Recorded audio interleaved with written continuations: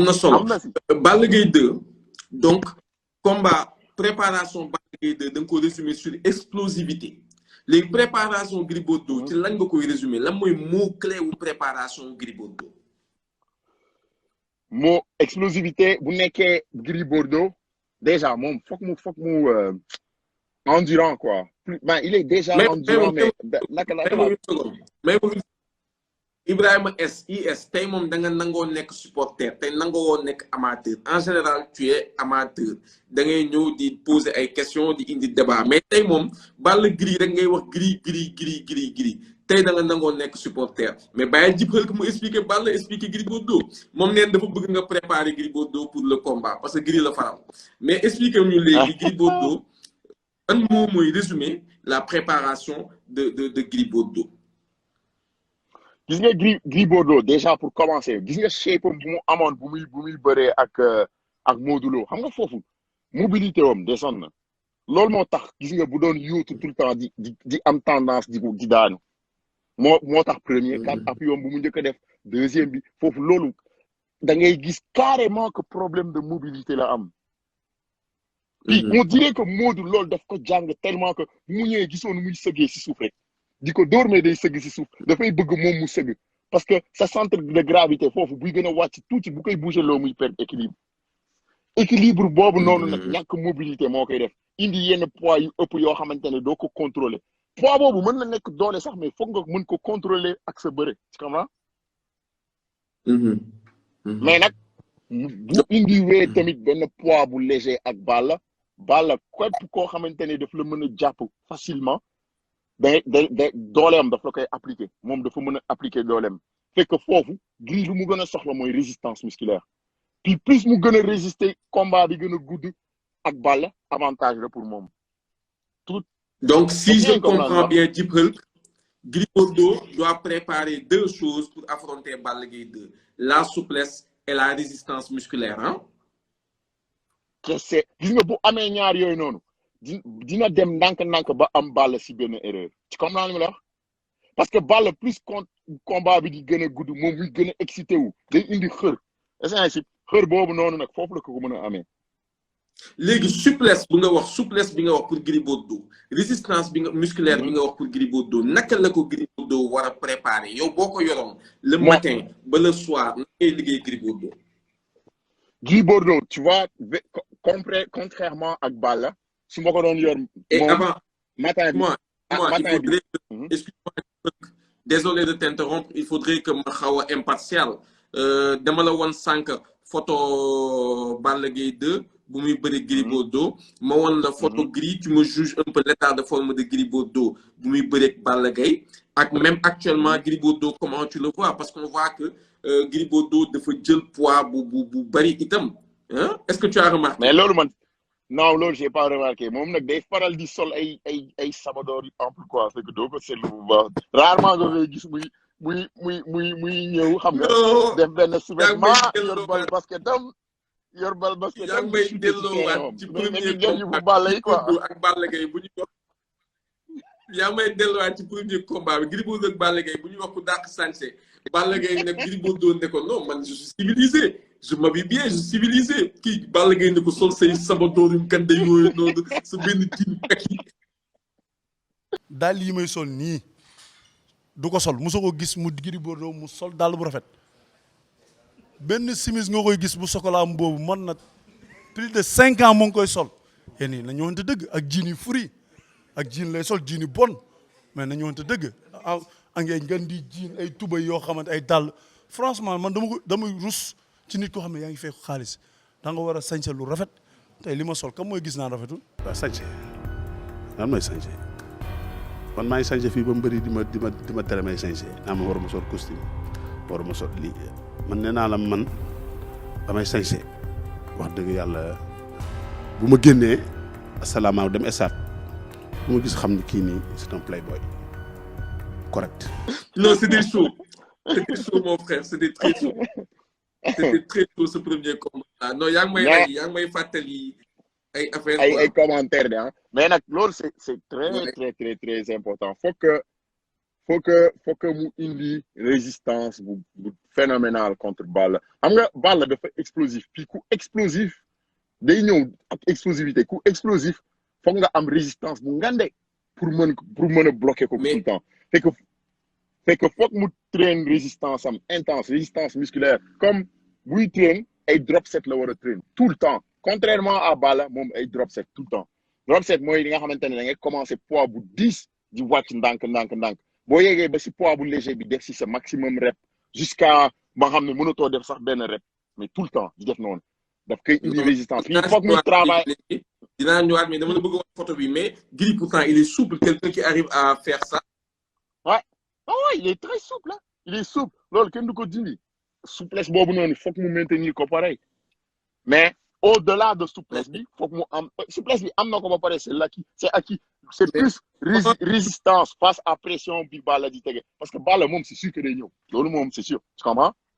ok mais comment tu juges la forme de Gris Bordeaux bu muy bëreeg Balla Gaye bëgg naa la ko laaj itam ah man de pour man foofu Gris dafa nelaw c'est combat am la woon foofu. ah il était prêt physiquement pour toi. ah ouais pour man foofu bokk na si combat yi nga xamante ne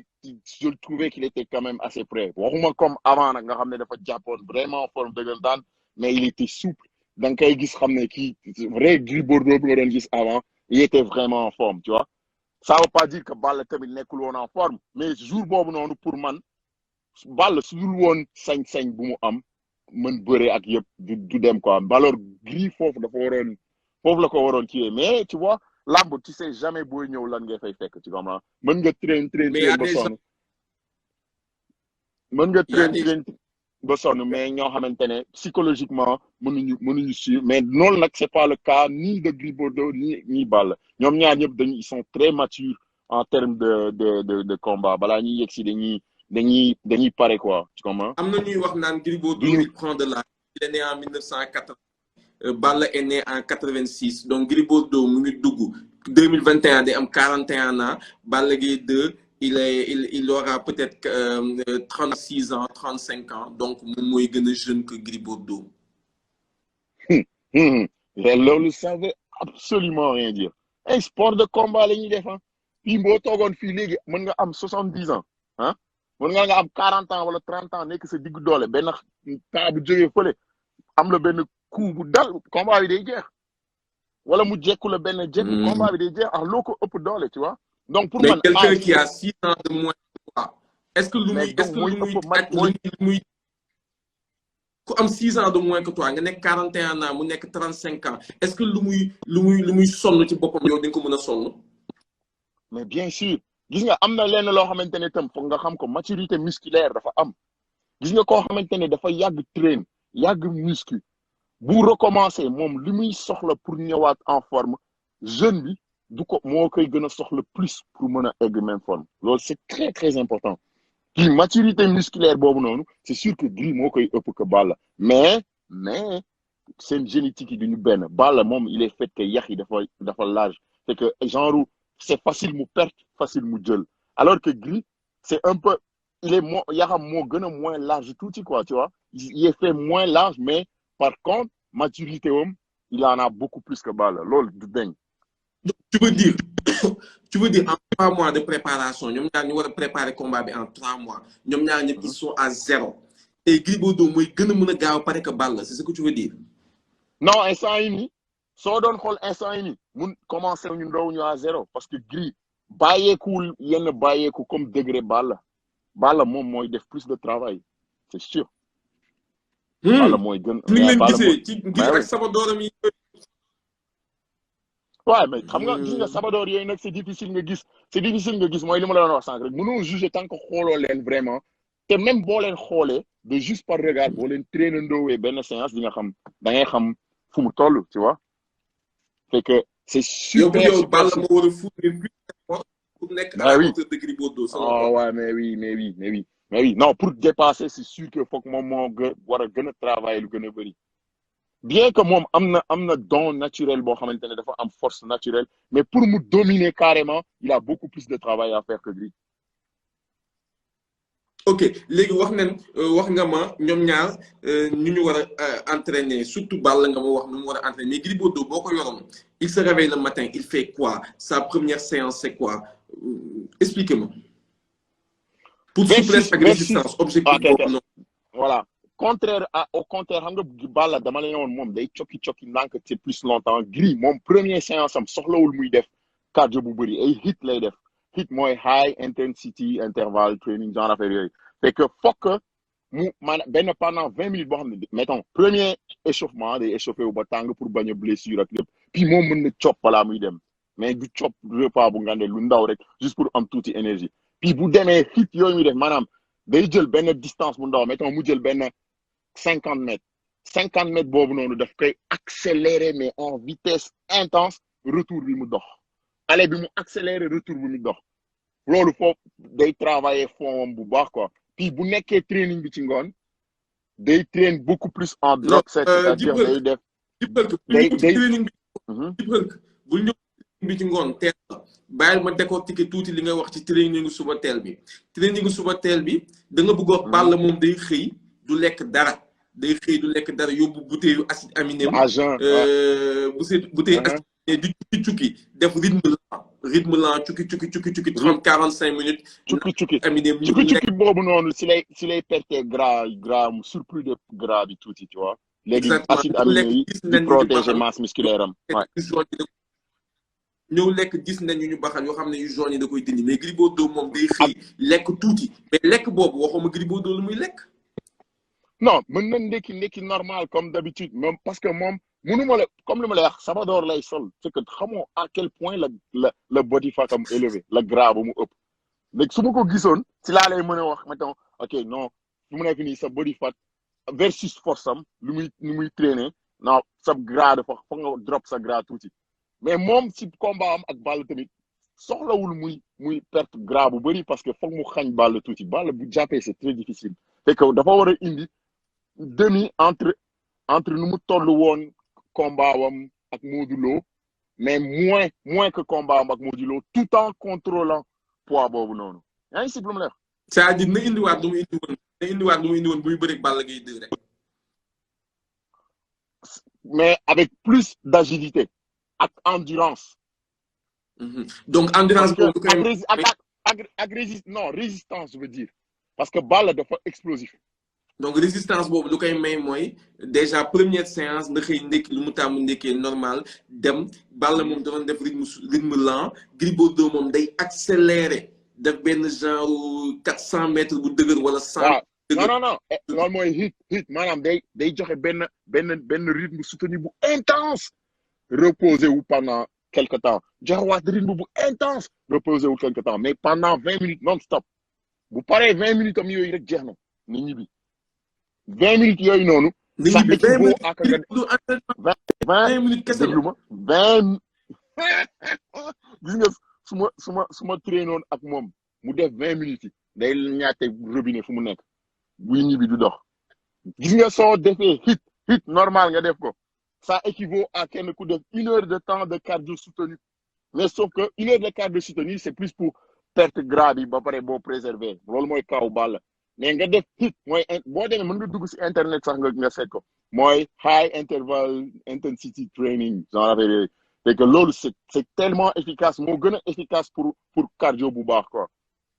tu comprends loolu mooy Gris Bordeaux endurance benn endurance boo xamante ne daf koy jël graduellement tu vois léegi nag ci biir trainam ci biir ngoon bi buy train si ngoon bi foofu lay def ay drop set c'est-à-dire buy train day commencer échauffer wu ba normal comme d'habitude mais buy def exercice mi pour chaque groupe de muscle bu muy def dafay commencer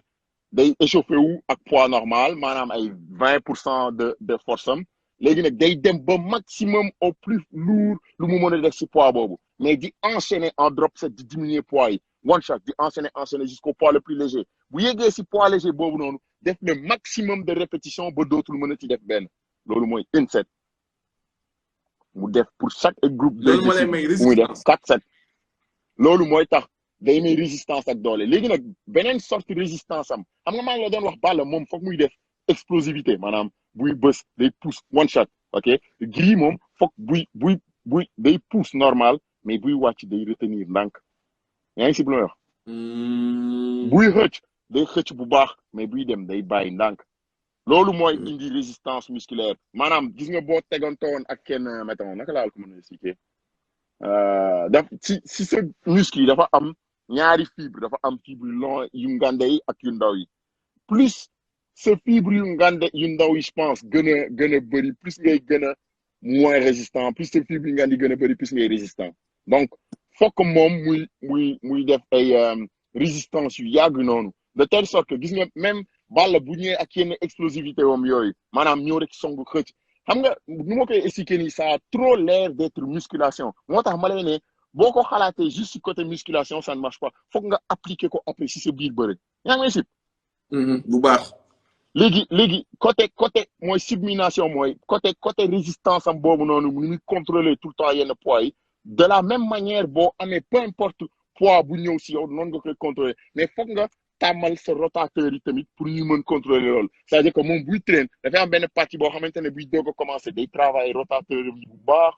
parce que c'est super important pour mën a am résistance bu bëri foog sa rotateur yi stable maanaam rotateur mooy comme mettons gis nga sa épaule xam nga bu ma defee nii mouvement bii nii sa épaule nu muy tourné wee noonu foog sa yaram booy wàccee poids xam nga boo koy wàccee nii faut pas que sa fii bouger nii booy wàcc yaa ngi si foog ngay stable même chose bu nit ñëwee bëgg la pousse mettons ma ñëw bëgg la pousse nii est-ce que yaa ngi si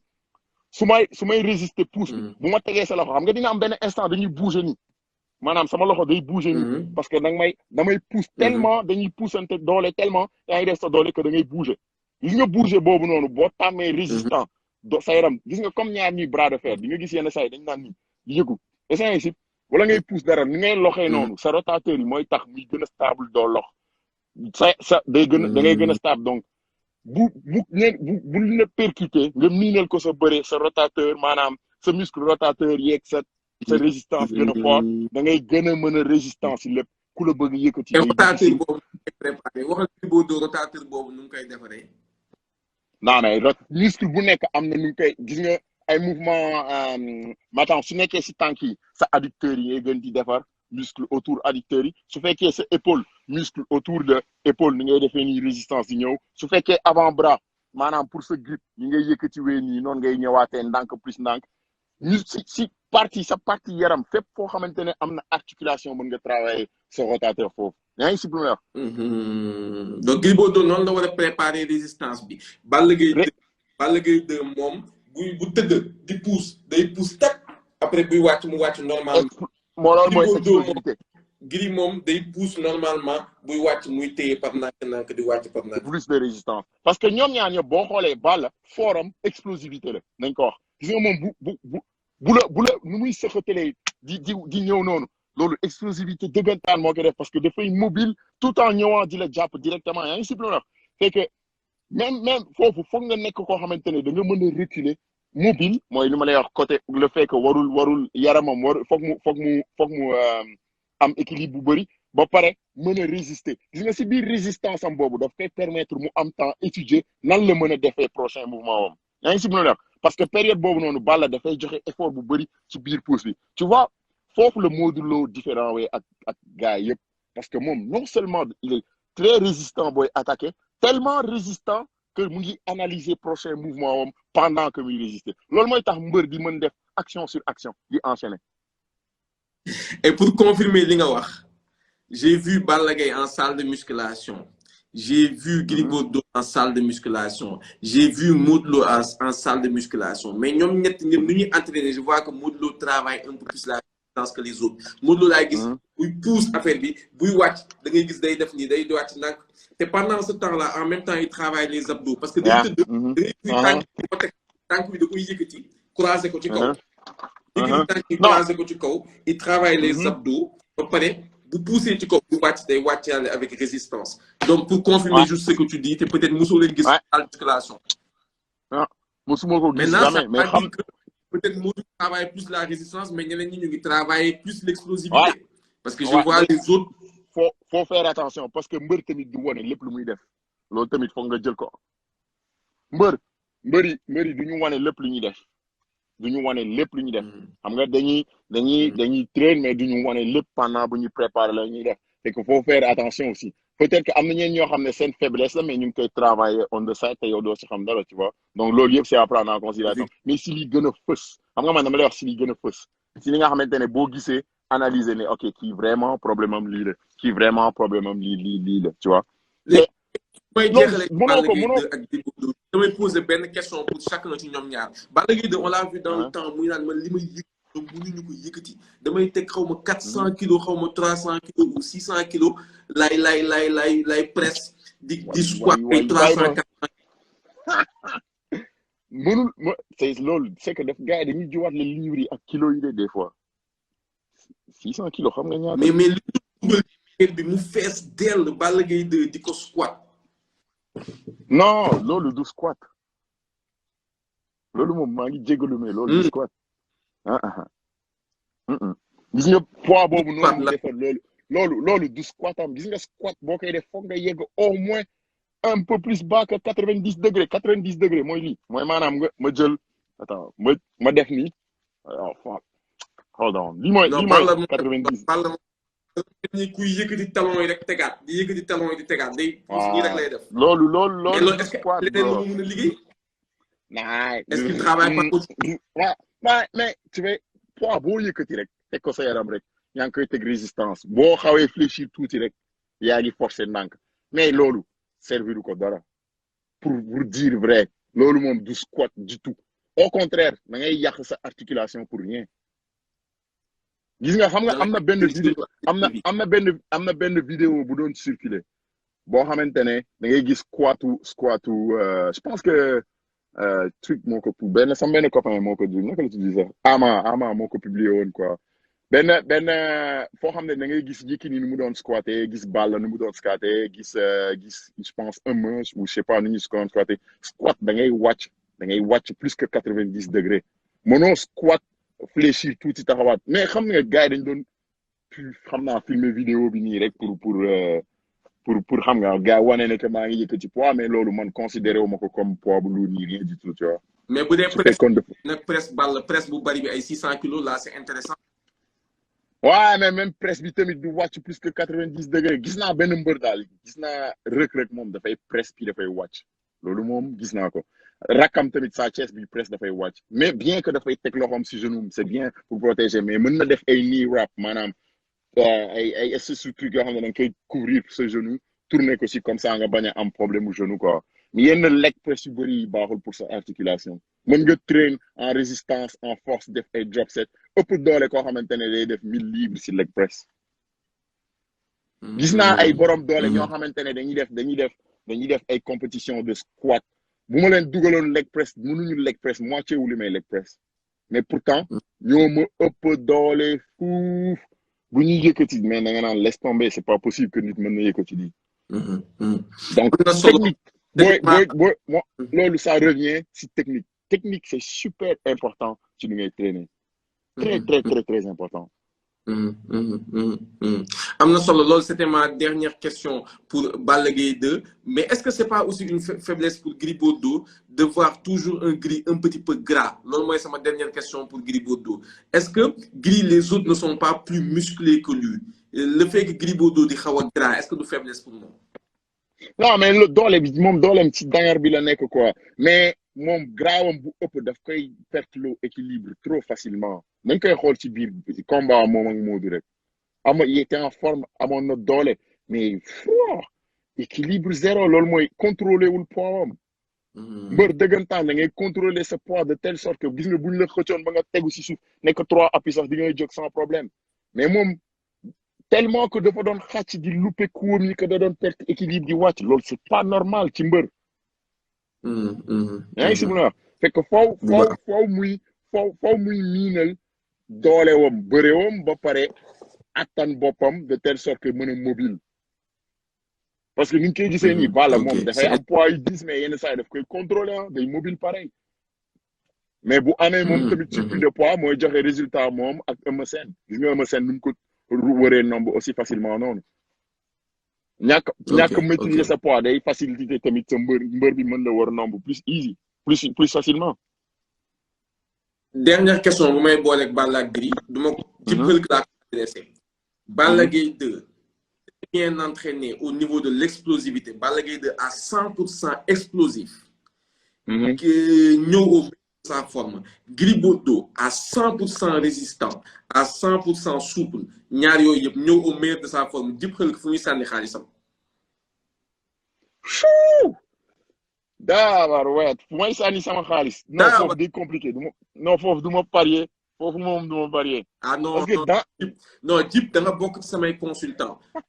yi c'est clair j'ai retenu que saa yu lamb amee la veille combat dama leen di jël yéen ñëpp ci live bi yow ñoom Papa Diop de Moutala bari na ñi may jël consultant yi fàtte naa ay Baye Gueye bari na ku ci nekk wax ma kan mooy daan kan la gis ni mooy daan ak lu tax mu gis loolu au niveau de la préparation yëpp wax ma ko après bu combat bi jeexee guddi gi ma jëlaat leen ngeen décortiquer lan moo tax finalement kii daan lan moo tax j'ai eu raison lan moo tax j'ai eu tort donc même man sax dama nar a wax kan laa gis ni muy daan même man nii lu TV. waaw man nar a wax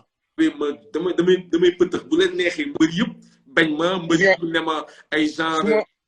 TV def ñu contrat yooyu mais man dinaa wax kan laa xalaat ni moom mooy daan ci ni ma ko gisee dinaa joxe sama favori donc Dip Hulk bëgg naa instant yi ni nga wax ma ci li nga wax sa analyse côté physique musculation ak lépp Balla Gaye 2 à 100% explosif au meilleur de sa forme Gris Bordeaux à 100% résistant et 100% souple au meilleur de sa forme fan ngay teg sa xaalis.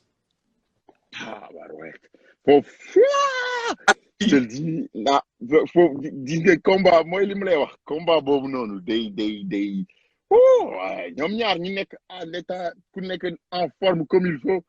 purée day compliqué parce que Gris directement Balla nu muy duggee rapidement noonu c'est dangereux c'est que Gris mën na ko wàññi foofu te su ko wàññiwee Gris day yokk day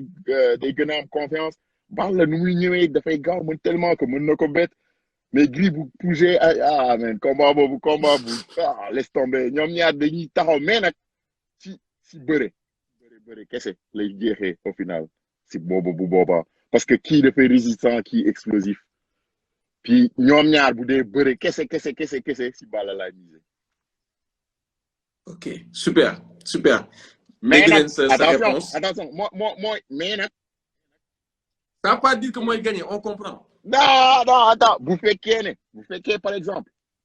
que Balla dafa ñëw Gris indi résistance boo xam ne hors pair ba pare garder maintenir même dooleem tout en maintenir style droit tout le temps pour protéger garder distance mooy crochet couram yooyu noonu foofu boobaa si Gris lay jël yaa ngi si pour mu leer et que c'est combat bu difficile pronostiquer nga nekk si biir tant que nekkoo à la veille wala une semaine avant nga gis leen seen état physique ni ñu tiré man waxuma la gis ni si télé ni ñu sol seen hoodie ñëw taxaw wax télé loolu c'est très difficile nga analyser ba pare wax xam nga nit ki pour nga gis ko foog nga gis ko en action muy bouger maintenant muy yëkkati muy train muy bële si ngay mën a comprendre action mais pas par télé nii rek moo tax su may gis ñenn saa yi naan indi na état jàpp na forme physique mi ngay mel ci carrure loolu du état dëggantaan mu ngi si boo gisante mu jàppante boo koy gis mu yëkkati yaa ngi si problème commentaire yi may gis ci Instagram yi ñoomay retandoo Dip Hulk s'il te plaît boo ñu ko nangulee samedi prochain tu seras encore notre invité boo ñu ko nangulee Inch'Allah parce que Dip Hulk on avait prévu de parler de plusieurs combats on avait prévu de parler de Balla Gaye 2 Gris Bordeaux Gouye Gui Reug Reug Boy Niang Tapha Tine Ama Baldé Modou Lô 4 combats yooyu laa bëggoon waxaat ak benn boo xamante yow dama ci bëgg sa xalaat ndax da nga xam ñaari mbër yi bu baax muy Lac Rose ak Malick Niang mu nekk combat en gestation. oh my God waaye. am na yeneen combat yi taxaw yëpp dinañ ko toj Siteu Papa Sow yooyu yëpp dinañ ko toj. Ça va nous prendre plusieurs semaines mais samedi prochain s'il te plaît yow laa invité parce que là on va bien il nous reste 8 minutes pour faire presque 1h40 minutes de live. C'est suffisant. léegi li ma lay jeexalee pour tey. li may jeexalee pour tey mooy damay bàyyi yeneen combat yu taxaw Gouye Gui Reug Reug Boy Niang Tapha Tine Ama Baldé Modou Lô samedi prochain mais Lac Rose Malick Niang Dip Hulk je t'écoute. non foofu combat la man pour man ñoom ñaar ñëpp toog nañ lu yàgg bëréewuñu ñoom ñaar ñëpp dañu am ay qualité yu extraordinaire ku nekk fi nga mën a Malick Niang on le connaît si boxe dafa mën a dóor day coups yu précis il vise super bien ba pare attaquant la du reculer explosif Lac Rose bëréwam dafa mën a bëre foo ko gën a ñàkk bañ a fogee foofu la fay fekk tu comprends man dama ko man avant sama mbër la woon mais vraiment temps yàgg na mais xam nga mbër bu nekk dafa am ay moments de faiblesse mais ñoom ñaar bu ñu ñëwee ñoom ñaar ñëpp ñu taxaw ça va être autre chose mais instant yi mënoo wax ci kenn mënu ma wax ne kii baax na mënoo wax ne kii parce que ñoom ñaar ñëpp ça fait super longtemps xamoo seen état physique fu mu toll lépp looy gis rek c'est visuel c'est di ngay gis si ñuy wane si émission yeeg affaire yooyu noonu de noonu mënoo juger quoi mais boo leen gisee ñoom ñaar ñëpp à l'état top forme vrai de combat lay nekk foofu tu vois. vrai de combat lay nekk. parce qu'ils ont les deux ay styles yu différents ñaari styles yu différents yi suñ ko appliqué wee si combat moom. commentaire yi la c'est vraiment. waaw commentaire yi laay reetaan. gars yi nee nañ c'est très risqué pour Lac Rose par rapport ak blessure genou bu mu jógee nga xamante ne nee nañu wér na mais c'est un combat risqué pour moom mu dugg ci. ban risqué non man gisuma foofu benn risque foofu amul benn risque du risque de non au contraire man pour man ñoom ñaar ñëpp foofu loolu mooy mën a ku si dem moom mooy relancer sa carrière mais ça veut pas dire aussi que ku si daanu moom mooy lay ralentir mais au moins di nga mën a ñëwaat ci scène bi mën a utaat yeneen combat yoo xamante ne de calibre ñooy gën a moins mais di nga nekk di nga actifaat tu vois loolu moo gën a important mbër moom boo actiful moom duñ doo mbër foog nga actif ñu mën la woowee mbër. sensu bu Malick Niang wane ci combat am yu mujj Sa Thiès di ko bett mu wane ci lu exceptionnel Ama Baldé ñoom ñaar mu bëri lu yàgg lu metti mu bëri itam ay deux ñu wër ko ndomb mu génn ci résistance bu Malick Niang wane ci ay combat am est-ce que loolu Lac Rose attan na mais bañ a attan tu vois man foofu nga gisee vrai technique ku mbër parce que man pour man Lac Rose am na technique bu mu contrer loolu tu comprends bëreewam kese am na technique bu mu contrer loolu mais par contre fu mu dangereux wee mooy ndax dina mën a coup yi tu vois foog mu mën a adapter bëreewam ak coup yi parce que bëre bi c'est autre chose mais dóor bi boxe bi beneen affaire la tu vois mais bu dee bëre kese ah non de Lac Rose moom kii mënu la Malick bi dàqu ko bëre quoi mais côté physique ak loolu yëpp maa ngi reetaan parce que je suis lynché sur les commentaires on est en train de me lyncher fu mu toll nii saaga rek lañ ma defoon parce que gars yi nee na heure live bi nee na li may live bi dafa gàtt ak yu mel noonu lu ne ñu ma koy wax amul problème j'encaisse tout mais tey def nañ 40 minutes de live en premier lieu 40 minutes bu mu jeexee ñu reprendre là on est à 1 heure de live mu nekk 1 heure 40 minutes de live gars yi lu neex du doy nag lu neex du doy ay temps yi ñu ngi kaas comme heure léegi heure live bi c'est à peu près entre 20h et 20h30 mooy heure live bi ci lay commencer mais bu amee Ligue des champions comme tey nga xamante ne dafa am Ligue des champions et on sait que quasiment 95% des amateurs de lutte ay amateurs de football lañ tamit non dañuy bàyyi Ligue des champions bi jeex 30 minutes après ñu commencer live looloo waral su amee Ligue des champions ngeen di gis ni ñu ngi dañuy yéex a commencer live bi loolu rek waral mais gars yi déleen ma yërëm Canta yu Conté Alino Mino Diop Mayoro ak yeneen ñi gars yu commenté yëpp di ma sànni xeer maa ngi ñoo far ñoo bokk affaire bi su ma sañoon ñuy def ay 4 heures de live mais xam nga il faut ñuy comprendre rente quoi dallu maa ngi lay béggee tey dama jël mais lundi lañ ko moom fils maa ngi lay béggee bu baax a baax di ziar ñëpp di béggee ñëpp il nous reste 3 minutes 30 secondes wax nga ma Balla Gris loo xamante ni xam naa ni ñoom ñaar ñëpp dinaa fexe ñu seetaan ko pour ñoom ñaar ñëpp ñu xam naka la ñu war a préparer seen combat. Inch'Allah mais tu vois. est-ce que fi ngay jeexalee est-ce que Balla dafa war a voyager est-ce que Gris dafa war a voyager.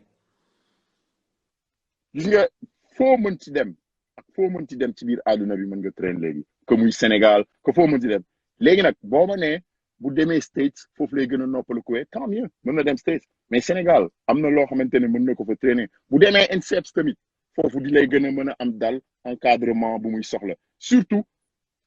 alimentation Sénégal def fop alimentation bu normal dafa jafe loolu moo si gën a nekk problématique alors c'est juste pour alimentation bi c'est plus pratique à l'extérieur. J'aime bien prendre des exemples sur le football ndax tey Outsiders laa sol bëgg naa di leen fàttali ngeen dem votel waa Outsiders dem leen tapis YouTube les Outsiders ngeen votel Pierre Diop nga xamante ne il fait la fierté du Sénégal nekk foofu ci Montréal di décortiquer ay match di analyser ay match damay jël benn exemple ci football ñu ne la Barça moom mooy Barça école bi école tiki taka la tiki taka ñu ne la Real école bi jeu rapide la ñu ne la par exemple les Italiens dañu am style de jeu bu ñu la mënee 1-0 non dañuy rey match bi ñu ne la les espagnols par exemple seen style de jeu non but yi day bari rek te temps yi gis na ni Allemagne les allemands aussi style de jeu boobu dañuy jël but yi day bari rek léegi ci style yooyu noonu explosivité bal la fan la war a choisir pour l'explosivité ñan ñoo koy gën a mën a préparer est-ce que ce sont les États-Unis est-ce que c'est l'Espagne est-ce que c'est la France INSEP est-ce que c'est le Canada pour être fort en